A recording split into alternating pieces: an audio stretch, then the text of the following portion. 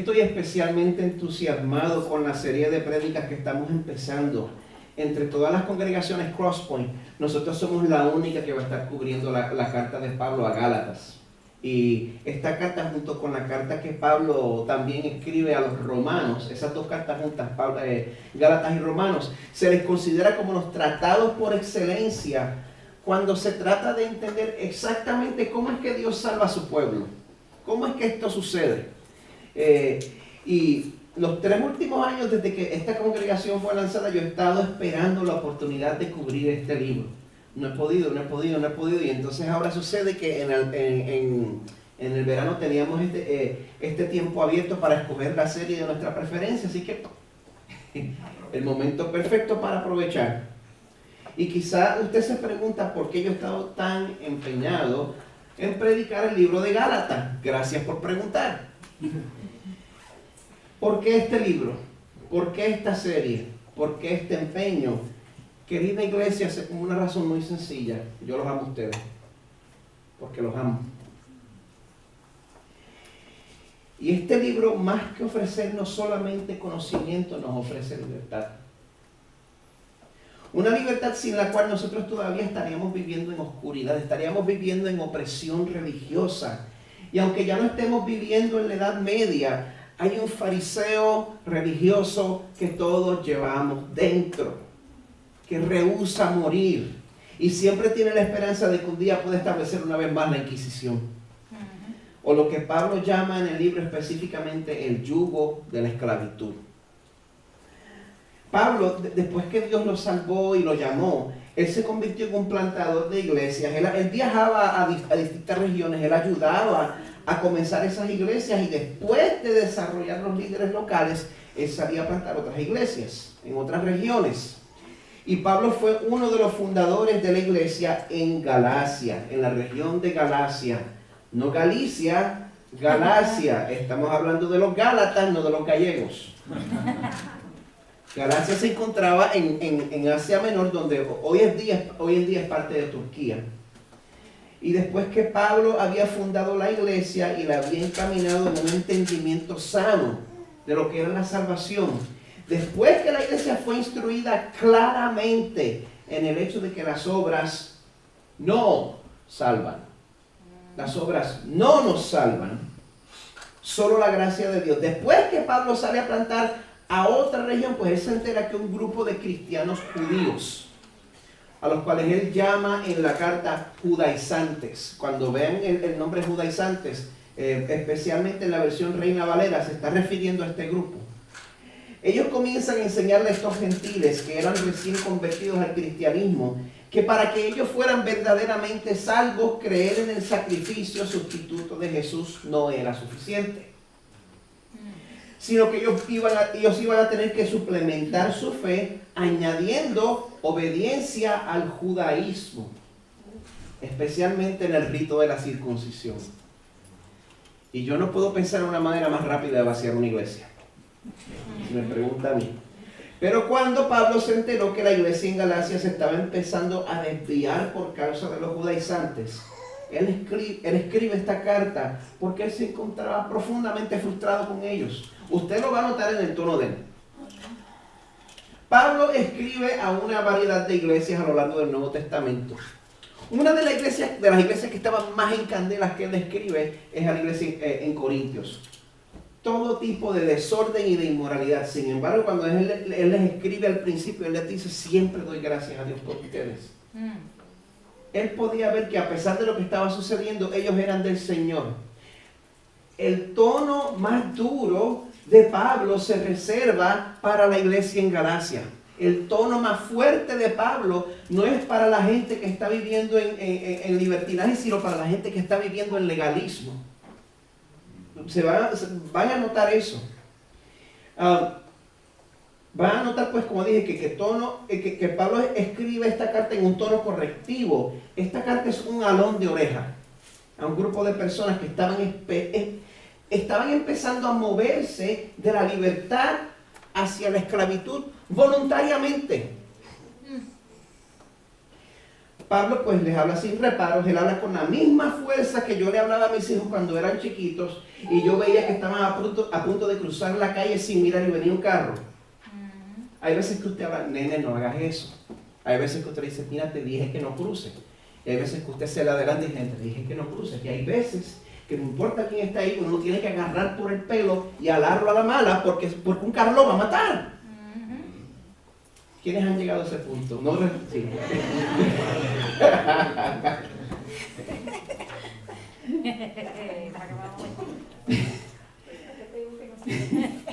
De esa misma manera, Pablo habla a esta iglesia utilizando palabras fuertes. Así que voy a pedir que busquen en sus Biblias en Gálatas 1. Hoy vamos a estar cubriendo versos 1 al 10 de Gálatas 1. Si nos está visitando en esta mañana, no tiene Biblia y nota 1 al frente suyo, la puede usar y se la puede quedar como apreciación por estar con nosotros en esta mañana. Si no está seguro, segura de dónde encontrar el libro de Gálatas, la Biblia se divide entre el Antiguo Testamento y el Nuevo Testamento. Una vez empieza el Nuevo Testamento en el libro de Mateo, el libro de Gálatas es el 9º libro en el Nuevo Testamento. Mateo, Marcos, Lucas, Juan, Hechos, Romanos, Primera de Corintios, Segunda de Corintios, Gálatas. Gálatas es el 9º libro del Nuevo Testamento. Y el pasaje que vamos a cubrir hoy, Pablo comienza saludando como era la costumbre en todas estas cartas greco-romanas del primer siglo. Pero ustedes van a ver que él no se hace esperar para ir al grano. Así que voy a estar leyendo de la Biblia de las Américas, Gálatas 1, del 1 al 10. Nos dice el Señor en esta palabra, en su palabra.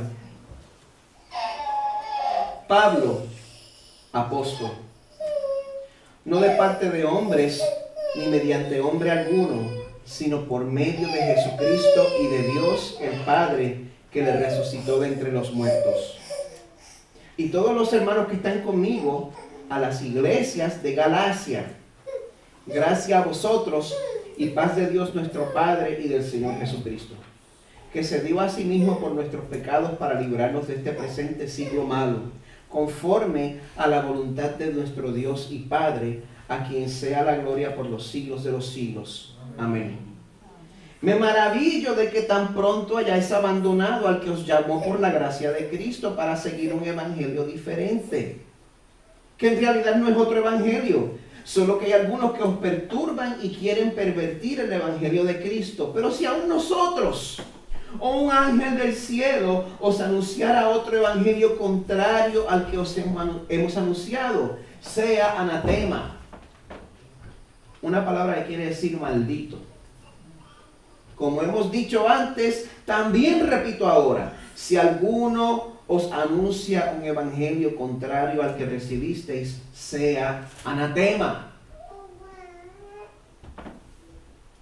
Porque busco ahora el favor de los hombres o el de Dios, o me esfuerzo por agradar a los hombres.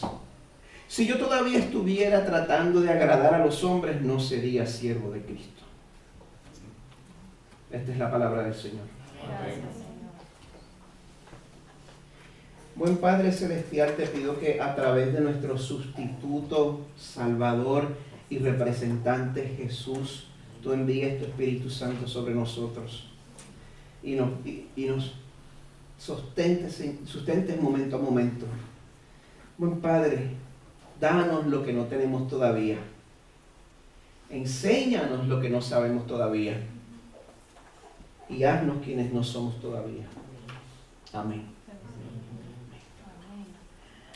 Cuando yo era chiquito, que eso fue hace un par de añitos nada más, había una marca de ropa interior que cuando se anunciaba por la televisión, perdone que lo tenga pensando en ropa interior en mi iglesia, pero es que cuando ellos se anunciaban por la televisión, ellos usaban un lema que era la frase, hechos, no palabras.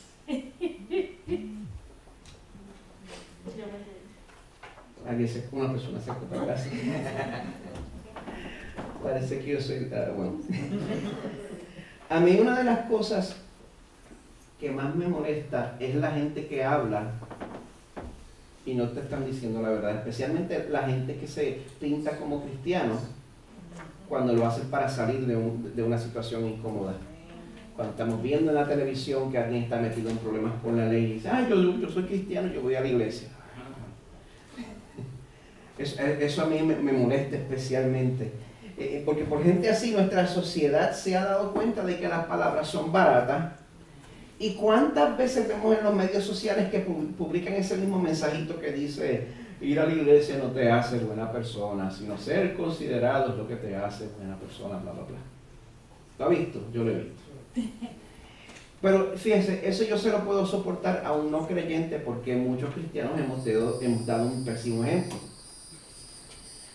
Pero esa actitud se está notando también dentro de la iglesia. Hace como un año salió otro de esos mensajitos por Facebook que se llevó un montón de likes de un montón de cristianos. Yo no pienso identificar a la fuente, pero como pueden ver, ese mensaje decía: escuchar música cristiana no te hace cristiano, ir a conciertos cristianos no te hace cristiano, ver películas cristianas no te hace cristiano, compartir imágenes cristianas no te hace cristiano, usar playeras cristianas no te hace cristiano, tener familia cristiana no te hace cristiano. ¿Sabes qué te hace cristiano? Negarte a ti mismo, tomar tu cruz, seguir a Jesús. Eso es lo que te hace cristiano. Ese mensaje fue muy popular. Quizás algunos de ustedes también le dieron like. No me levanten la mano, por favor. No quiero que me malentiendan. Yo no estoy abogando a favor de vivir en desobediencia a la ley del Señor. Eso no es lo que estoy haciendo. Pero sí estoy diciendo que tenemos que tener cuidado con el lenguaje que estamos utilizando. ¿Por qué? Porque decir que lo que nos hace cristianos es nuestro comportamiento. Lo estoy diciendo estrictamente de esa manera. Cuando decimos que lo que nos hace cristianos es nuestro comportamiento, eso es decir que la salvación de nuestras almas viene a través de nuestros esfuerzos. ¿Sí o no? Y ahí sí nos estamos acercando a una raya peligrosa. A una raya a la cual la Biblia nos dice que no nos debemos acercar. Los que estuvieron aquí el miércoles saben que esa raya está en Efesios 2, 8, 9, porque por gracia habéis sido salvados por medio de la fe. Y esto se le ocurrió a ustedes. Y esto no de vosotros, sino que es don, regalo de Dios. No por obras, para que nadie se gloríe. Sigue, pero hoy estamos llegando hasta el 9. Nuestra obediencia a Dios, como mencionó Joel cuando estaba haciendo los anuncios, una fe sin obras, dice Santiago, es muerta. Eso no es lo que estoy hablando. Pero estoy diciendo que nuestra obediencia a Dios es el fruto de nuestra salvación, nunca la causa. Nuestra obediencia a Dios es el fruto de nuestra salvación, nunca la causa. De hecho, el pasaje de hoy me enseña que creer que mi obediencia a Dios me hace aceptable ante Dios es ir en contra de Dios. Yo sé que no me entendieron, así que se los voy a decir otra vez. Creer que mi obediencia a Dios me hace aceptable ante Dios es ir en contra de Dios. Pero esta afirmación va en contra de la corriente de la iglesia y también la corriente del mundo, un mundo y de una sociedad que está obsesionada con que nosotros mostremos nuestro desempeño. Y es por esa razón que Pablo, antes de traer su mensaje, él se aprovecha de la primera sección de la carta, el saludo inicial, para establecer de una manera clara y de manera conspicua que el mensaje que él está trayendo no es algo que él se inventó, sino que Dios es quien establece la autoridad del mensaje que Pablo les va a traer. El verso 1 comienza así: Pablo, apóstol. Y ya tenemos que parar. Pablo, apóstol. Ya aquí lo primero que sabemos es quién escribe la carta y cuál es su posición. Pablo se identifica como apóstol.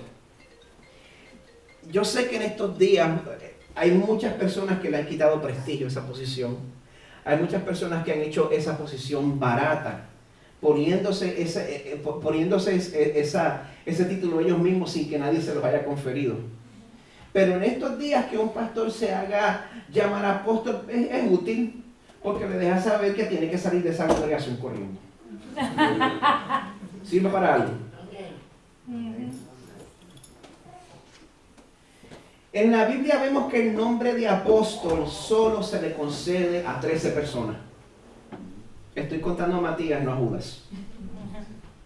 También vemos que la posición de apóstol no se le concede a más nadie una vez el último apóstol Juan muere alrededor del año 100 después de Cristo.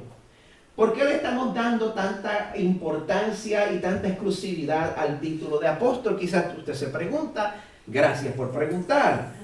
¿Por qué rehusamos reconocer ese título en las personas que se autodenominan apóstoles? Gente, porque las personas a quienes se les concedió ese título tenían funciones y calificaciones específicas. Ellos tenían la responsabilidad de establecer la iglesia cristiana en sus comienzos. Y como dice el libro de Hechos 1, en versos 21 al 22, un apóstol tenía que ser testigo ocular del ministerio de Cristo. Dice, por tanto es necesario que de los hombres que nos han acompañado todo el tiempo que el Señor Jesús vivió entre nosotros, comenzando desde el bautismo de Juan hasta el día en que entre nosotros fue recibido arriba, uno sea constituido testigo con nosotros de su resurrección. Ese era el requisito para ser apóstol. A Pablo se le consideraba apóstol porque el Cristo resucitado se le apareció personalmente. Y lo que es muy importante, los otros apóstoles lo reconocían como uno de ellos. Así que esto no es en buen puertorriqueño un agregado de última hora. No, los otros apóstoles lo reconocían. Esas calificaciones no le caen a más nadie. Y la razón principal siendo que un apóstol tenía una autoridad dada por el Señor, como dice el resto del verso 1, una autoridad no de parte de hombres ni mediante hombre alguno, sino por medio de Jesucristo y de Dios el Padre que le resucitó de entre los muertos. Amén. Así que ahora, a pesar de la autoridad con la que Pablo comienza su carta, a él le interesa que sepamos que él no estaba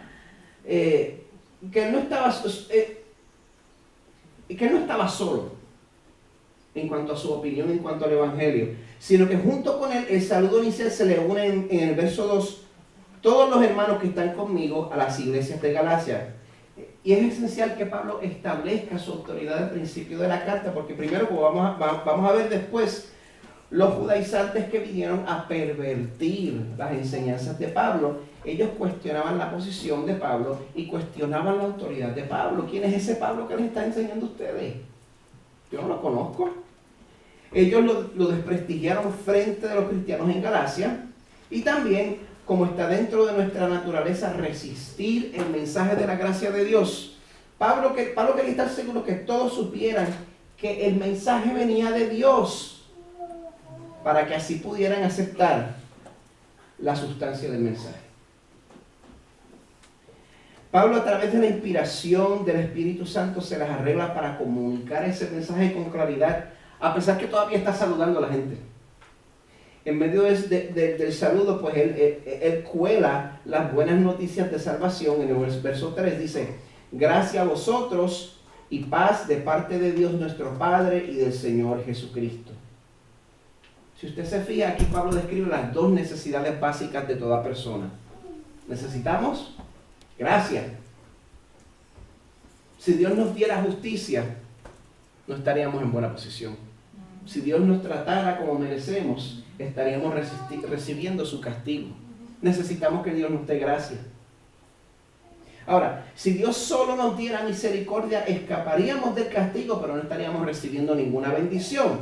Pero a través de Dios Padre y del Señor Jesucristo, nosotros recibimos gracia, el regalo inmerecido del favor de Dios. Es como cuando yo les digo a ustedes que ustedes van por la 417 y van a 77 millas y no se dieron cuenta que rapidito el límite bajó de 70 a 55 y se dieron cuenta cuando vieron las luces atrás.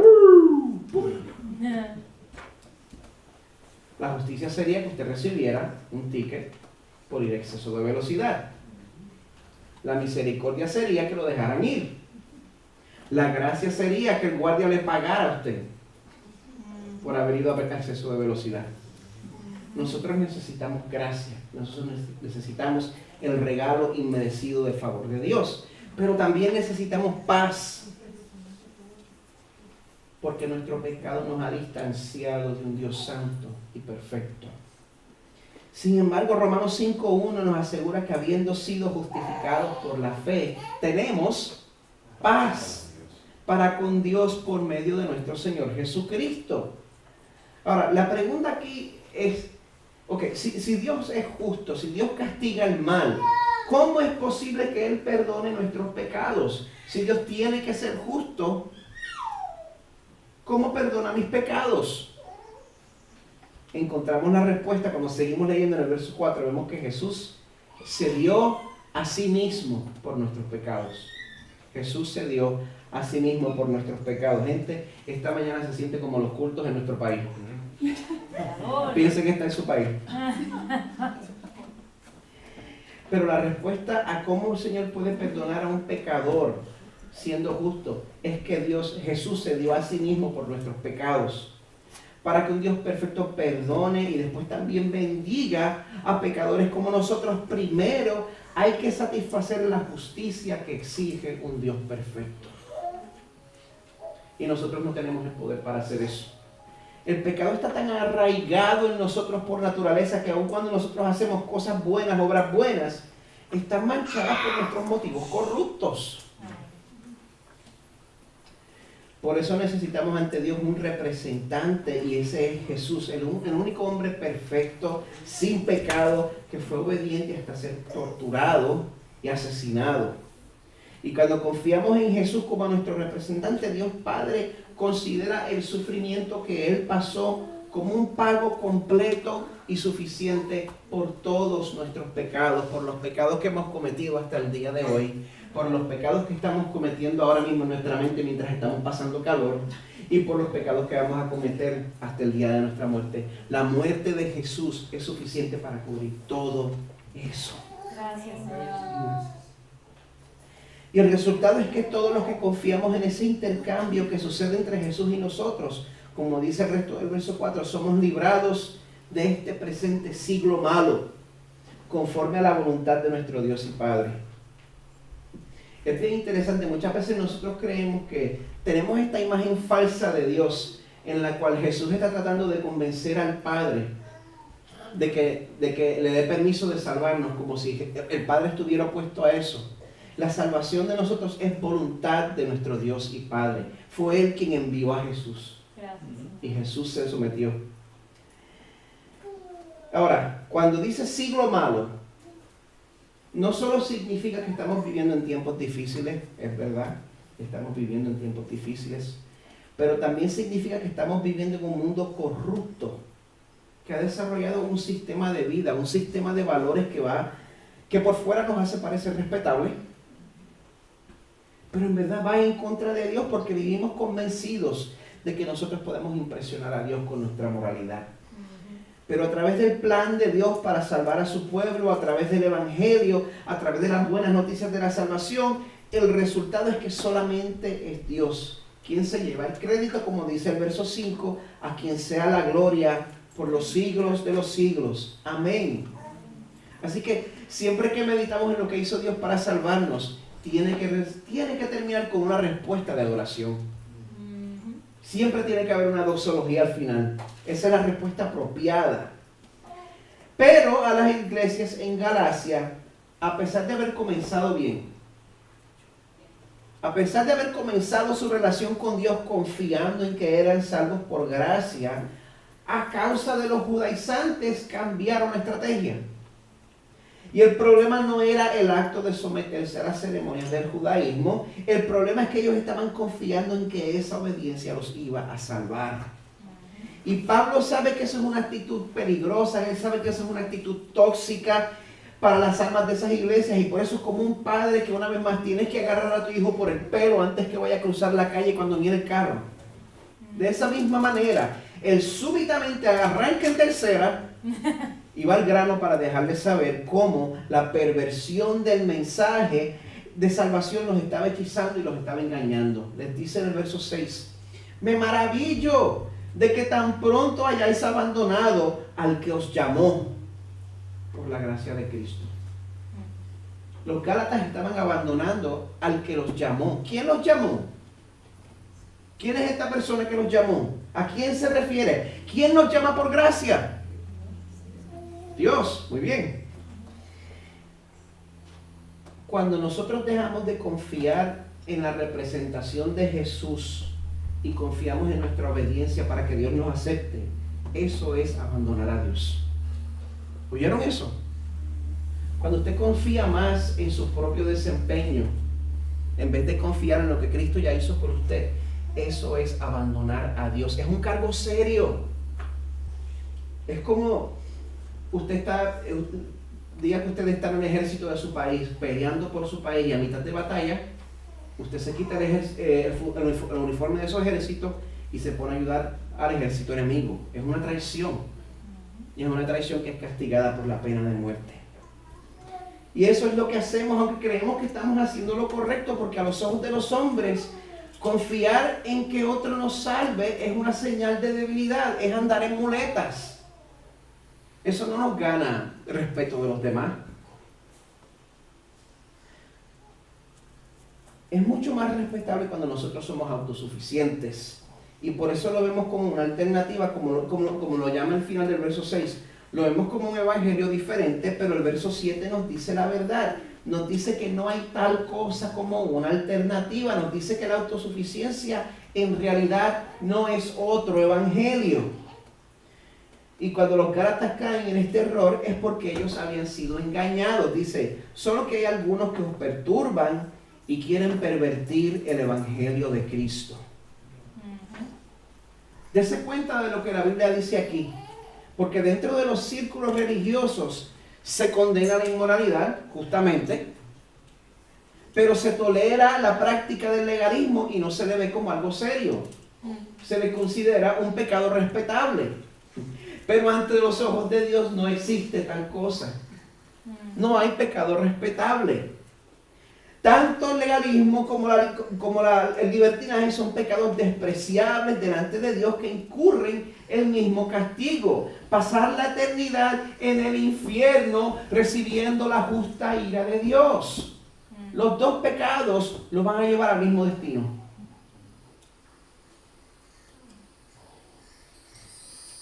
El legalismo no lo va a llevar a un purgatorio. Tanto el libertinaje como el legalismo le van a llevar a la misma eternidad sin Cristo. La única manera de recibir salvación está en creer, como nos dice el verso 4, que Jesús se dio a sí mismo por nuestros pecados. No hay otra opción, no hay otro Salvador que aplique a otra cultura. Es Jesús o es nada. Pero el problema de nuestra cultura es que hemos abandonado uno de los valores que fueron rescatados en la Reforma hace 500 años. Sola Escritura. En latín, eso quiere decir solo la Escritura. Nuestras conciencias solo pueden ser atadas a la palabra de Dios y no hay autoridad dentro de la iglesia, no hay obispo, no hay pastor, no hay evangelista, no importa los títulos que se ponga la persona, no hay autoridad dentro de la iglesia que pueda dar un veto a lo que establece la Biblia. Si hay una persona de autoridad dentro de la iglesia que está yéndose en contra de la Biblia tiene la razón y la persona está mal. Simple y sencillo. Pero en nuestros tiempos, a pesar de que la Biblia habla con claridad de este asunto, cuando una celebridad cristiana o un pastor famoso habla en contra de lo que la Biblia dice, pues a muchos se les estremece la fe. Y se sienten que se van a caer. Pero los versos 8 y 9 lo hacen claro. Dice, pero si aún nosotros, Pablo se está llevando esa condenación sobre sí mismo. Si aún nosotros, un apóstol, la autoridad humana mayor dentro de la iglesia, un ángel del cielo, un ser tan majestuoso y tan impresionante que si nosotros lo viéramos, nos sentiríamos tentados a adorarlo. Si aún ese tipo de ser, si cualquiera de esas figuras de autoridad principal en la iglesia, aparte de Dios, os anunciara otro evangelio contrario al que os hemos anunciado, sea anatema. Anatema quiere decir maldito. Anatema significa maldito. Aquí Pablo usa su autoridad para declarar que toda persona que niegue que la salvación es un regalo de Dios para pecadores incapaces de salvarse a sí mismos, no importa el puesto de esa persona, no importa cuántos títulos tenga, esa persona es maldita. Y después de eso, Pablo repite eso en el verso 9. Lo dice exactamente igual, porque en esos tiempos, en las personas de cultura judía, repetir lo que se afirma era como cuando nosotros escribimos usando solo letras mayúsculas o cuando subrayamos. Hacemos énfasis, hacemos hincapié en lo que se está diciendo. Por eso Pablo repite, como hemos dicho antes, también repito ahora, si alguno os anuncia un evangelio contrario al que recibisteis, sea anatema.